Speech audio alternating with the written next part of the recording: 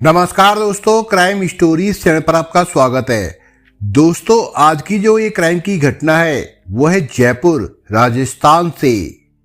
Jaipur police 23 फरवरी 2022 को रोशनी नाम की युवती की हत्या के मामले में 28 साल के विक्रम बैरवा उर्फ मिंटू की तलाश कर रही थी। वो करघनी के आर्मी नगर मोहल्ले में एक किराए के मकान में विक्रम के साथ लिव इन रिलेशन में रह रही थी। उसकी मौत की खबर सुनने के बाद से ही विक्रम फरार हो गया था। पुलिस को उसे दबोचने में काफी पापड़ बेलने पड़े थे। मोबाइल नंबर से उसकी जो लोकेशन मिलती, पुलिस जब तक वहां पर पहुंचती तो पुलिस के पहुंचने के पहले विक्रम वहां से फरार हो जाता था। काफी मशक्कत के बाद आखिर 1.5 महीने बाद 8 अप्रैल को उसे अलवर जिले के कठमूर से गिरफ्तार कर लिया गया। उस समय वो उस इलाके के टपू कड़ा में एक दंपत्ति के घर पर ठहरा हुआ था। जयपुर के करगना थाने की पुलिस टीम उसे अपने थाने ले आई। उससे गहन पूछताछ हुई। पूछताछ में उसने न केवल 26 साल की रोशनी की हत्या की बात कबूल कर ली, बल्कि ग्वालियर से जुड़े हत्याकांड और गैंग रेप में शामिल होने की भी बात स्वीकार की। इसके अलावा उसने झांसा देकर झूठे प्रेम में लड़कियों को फंसाने के चौंकाने वाले कई खुलासे भी किए। उसके बाद विक्रम बैरवा उर्फ मिंटू के कुख्यात कारनामों की जो कहानी उभर कर सामने आई वो काफी हैरान करने वाली निकली, जिसकी शुरुआत 7 साल पहले तभी से हो गई थी जब उसने घर बार छोड़ दिया था। आजाद ख्याल और बेफिक्री की मौज मस्ती जैसी जिंदगी के शौक के अलावा उसकी एक कमजोरी सेक्स की चाहत थी। उसकी बुरी आदतें दिन प्रतिदिन बढ़ती चली गई। बात अक्टूबर 2021 की है। विक्रम मानसरोवर जयपुर के एक होटल में रुका हुआ था। शाम होने पर कमरे से बाहर सज संवर कर निकला। रिसेप्शन पर आकर रूम की चाबी देने के लिए हाथ आगे बढ़ाया। काउंटर पर बैठी लड़की अपना सिर उठाते ही बिंदास बोल पड़ी, क्या गजब का तेज परफ्यूम है। अच्छा नहीं है? विक्रम मुस्कुराते हुए बोला। मैं खराब तो नहीं बोली, लड़की ने तुरंत जवाब दिया। बड़ी हाजिर जवाब हो, यहाँ की ड्यूटी है क्या? जो सुबह बैठे थे वो कहाँ गए? विक्रम ने पूछा। अच्छा, तो मैनेजर साहब अभी आने वाले हैं, मुझे यहाँ बैठा दिया और 2 मिनट में आता हूँ बोलकर पास में ही गए हैं, लड़की ने कहा। बैठा दिया इसका मतलब? विक्रम ने सवाल किया। मैं यहाँ की स्टाफ नहीं हूँ, लीजिए वो आ गए, लड़की बोली और काउंटर से बाहर निकल आई। अपना छोटा सा बैग उठाया और कमर लचकाती हुई तेजी से रिसेप्शन से बाहर निकल गई। गजब की लड़की है, कुछ तो बोलती बताती। मेरे पीछे कौन आया, क्या हुआ? मैनेजर अपने आप से बोल पड़ा। बड़ी तेज लगती है, ऐसा ही समझ लीजिए। आजकल के व्हाट्सएप इंस्टाग्राम के जमाने की है। 2 दिन से नौकरी मांग रही है। एक बात बताऊं, आपकी परफ्यूम बड़ी अच्छी है, किसी को भी अपनी ओर खींच लेने वाली है, मैनेजर ने कहा। लेकिन उस लड़की को तो इतनी तीखी लगी कि वो तेजी से भाग गई। विक्रम मजाकिया अंदाज में बोला, अच्छा उसे छोड़िए साहब, मेरे लायक कोई और सेवा हो तो बताइए, मैनेजर ने पूछा। एक सेवा तो चाहिए आपकी, यदि आप करवा सके तो। उसके बगैर मेरी रात कटेगी ही नहीं, विक्रम बोला। बताइए तो सही, मैनेजर छूटते ही बोला। विक्रम अपना मुंह मैनेजर के कान के पास ले जाकर बोला, आज रात के लिए कोई इंतजाम हो जाएगा क्या? एकदम उसी जैसी चमकती हुई देसी जैसी यहां से गई, विक्रम बोला। मैं समझ गया साहब, आप फौजी हो ना, हो जाएगा, बेफिक्र रहिए, जो लगेगा बता दो, मैं अभी ट्रांसफर कर देता हूं, विक्रम ने कहा। आप अभी जहां जा रहे हैं वहां से हो आइए। रात के ठीक 9 बजे आपके कमरे में होगी, 3 से 4 घंटे के लिए, मैनेजर ने बोलते हुए अपने मोबाइल पर 2000 टाइप कर स्क्रीन विक्रम की आंखों के सामने कर दी। ओके, तुम तो बहुत समझदार निकले, हो जाएगा। कहाँ ट्रांसफर करना है उसका नंबर बता दो, विक्रम बोला। ठीक है। मैनेजर के आश्वासन मिलने के बाद विक्रम ने काउंटर पर से अपना मोबाइल लेकर जेब में रखा और गेट से बाहर चला गया। रात के करीब 9:15 बज चुके थे। विक्रम बड़ी बेसब्री में था। मैनेजर के आश्वासन के इंतजार का पल पल काटे नहीं कट रहा था। बार बार टीवी का चैनल बदल रहा था। उसने सोचा जाकर नीचे मैनेजर से मिला जाए या फिर इंटरकॉम से बात की जाए। कुछ सेकंड रुककर उसने इंटरकॉम की ओर अपना हाथ बढ़ाया ही था कि रूम की बेल बज उठी। वो तुरंत बोल पड़ा, खुला है, आ जाओ। दरवाजा खुलते ही एक लड़की ने अंग्रेजी में कहा, मैं अंदर आ जाऊं? मैनेजर साहब ने भेजा है। अरे तुम तो वही हो जो सुबह मिली थी। विक्रम फटी फटी आंखों से लड़की को देखते हुए सहसा बोल पड़ा, हाँ तुम भी तो वही हो, परफ्यूम वाले।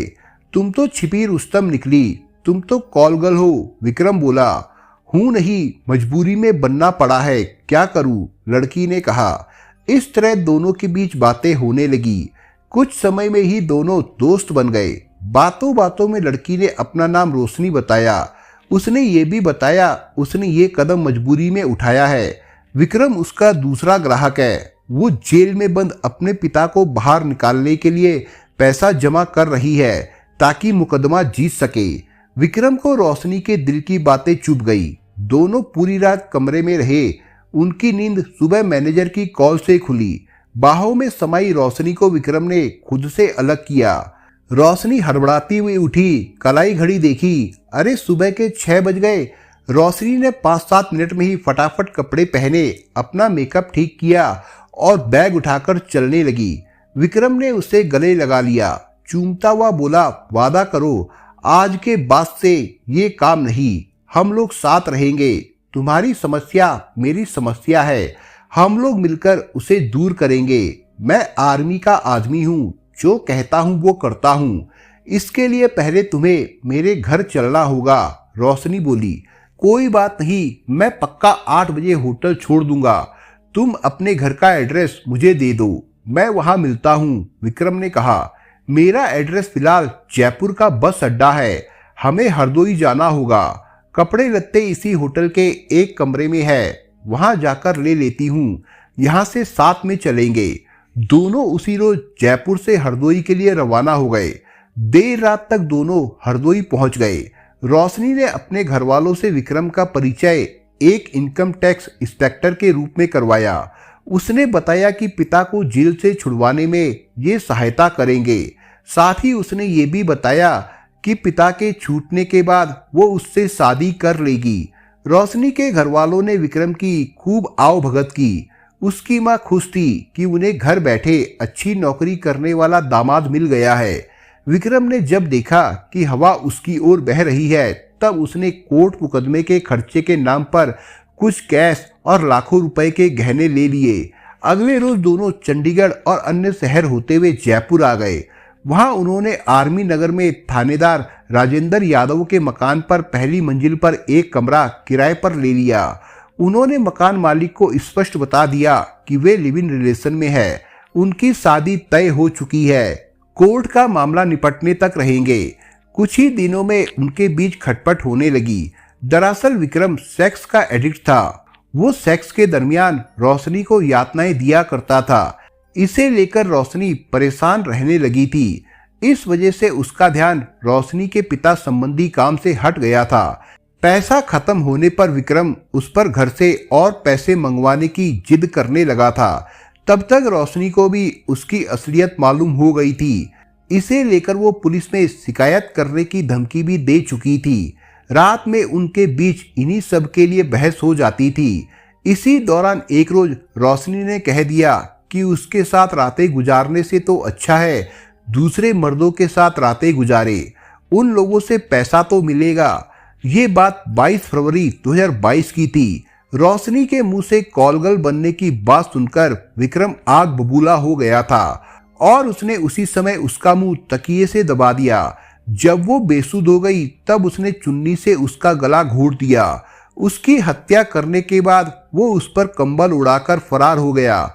ये सब घटना 15 दिनों में ही हो गई। अगले रोज सुबह यादव के परिवार वालों ने रोशनी को मृत पाया। इसकी सूचना उन्होंने करगनी थाने के प्रभारी बनवारी लाल मीणा को दी। यादव भी उसी थाने में एसआई थे। मामला तुरंत उच्च अधिकारियों तक जा पहुंचा। यादव ने विक्रम को फोन कर रोशनी के मृत पाए जाने की जानकारी दी। उसने तुरंत थाने आने की बात तो की, लेकिन वो आया नहीं और उसने अपना फोन भी स्विच ऑफ कर लिया था। विक्रम ने इस मामले को गलत कदम उठाने का रूप देने की कोशिश की थी, लेकिन फॉरेंसिक जांच टीम ने पहली ही नजर में इसे हत्या करार दिया था। पहचान के बाद शव पोस्टमार्टम के लिए भेज दिया गया। उसके बाद हत्यारे की तलाश की जाने लगी। विक्रम के लापता होने पर 100% संदेह उस पर ही था, किंतु उसका मोबाइल बंद होने से उसकी ट्रेसिंग नहीं हो पा रही थी। संयोग से यादव ने कमरा किराए पर देने के समय उसकी और मृतका की पुलिस वेरिफिकेशन तक नहीं करवाई थी।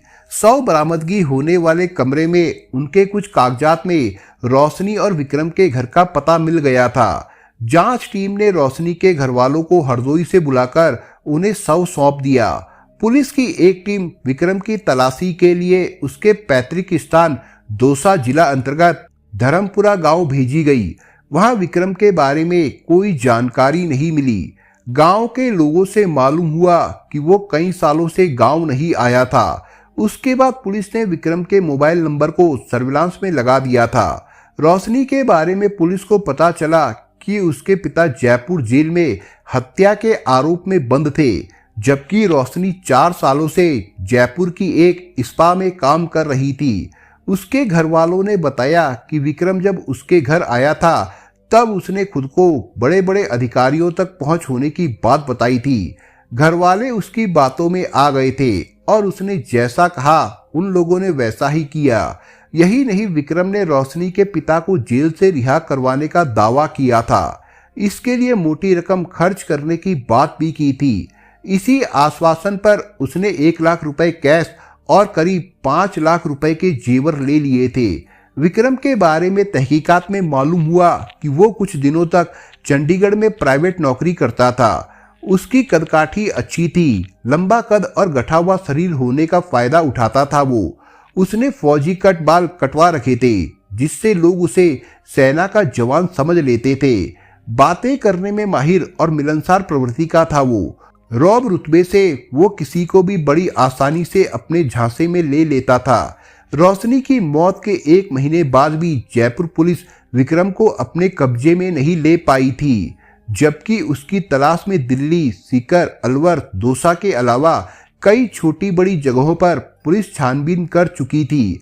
आखिर में उसकी गिरफ्तारी सर्विलांस में लगे उसके मोबाइल फोन नंबर से हुई। इस आधार पर अलवर जिले के टपुकुड़ा में एक दंपत्ति के घर से वो पकड़ा गया था। उसकी गिरफ्तारी के बाद जयपुर पुलिस ने राहत की सांस ली थी। DCP Richa Tomar, additional DCP Ram Singh Shekhawat, ACP Pramod Kumar Swami और करघनी थाने के प्रभारी बनवारी लाल मीणा ने विक्रम बैरवा से कड़ी पूछताछ की। इसी सिलसिले में रोशनी की हत्या के जुर्म के अलावा 2 अन्य वारदातों का भी राज सामने आ गया। एक मामला अलवर का था। साल 2019 में विक्रम ने 2 दोस्तों के साथ मिलकर एक नाबालिग लड़की का किडनैप कर लिया था। इसकी रिपोर्ट अलवर के सदर थाने में दर्ज है। उसके साथ उसने गैंग रेप किया था। उस मामले में भी वो फरार चल रहा था। इससे भी खतरनाक एक मामला गुजरात की पूजा शर्मा के साथ का था। उसके बारे में थाने में दर्ज रिपोर्ट के अनुसार विक्रम ने उसका 4 अप्रैल को किडनैप कर लिया था और उसे ग्वालियर ले गया था। इसमें पूजा के प्रेमी संजय ने भी साथ दिया था। दोनों ने उसका सामूहिक बलात्कार कर हत्या कर दी थी। पूजा की भी गला घोटकर हत्या की गई थी। उसके बाद उसके शव को ठिकाने लगाने के लिए ग्वालियर में रेलवे की पटरी पर डाल दिया गया था। उसने पूजा की मौत को गलत कदम दिखाने की कोशिश की थी। इसमें वो बच निकला था, लेकिन रोशनी के मामले में नहीं बच पाया। ठीक इसी तरह से विक्रम जिस लड़की की चाहत को दिल और दिमाग में बैठा लेता था, उसे हासिल करके छोड़ता था।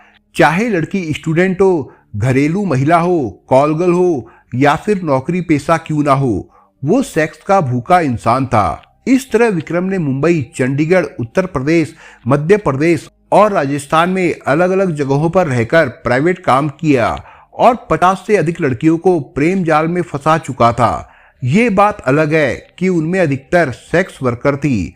उनसे वो न केवल सेक्स संबंध बनाता था बल्कि पैसे भी ऐंठता था। दोस्तों, आप अगर चैनल पर नए हो तो आप चैनल को सब्सक्राइब करने के साथ कमेंट बॉक्स में इस कहानी के बारे में अपने विचार जरूर लिखिएगा। मिलता हूं एक नई कहानी के साथ, तब तक के लिए अपना ख्याल रखिएगा। धन्यवाद।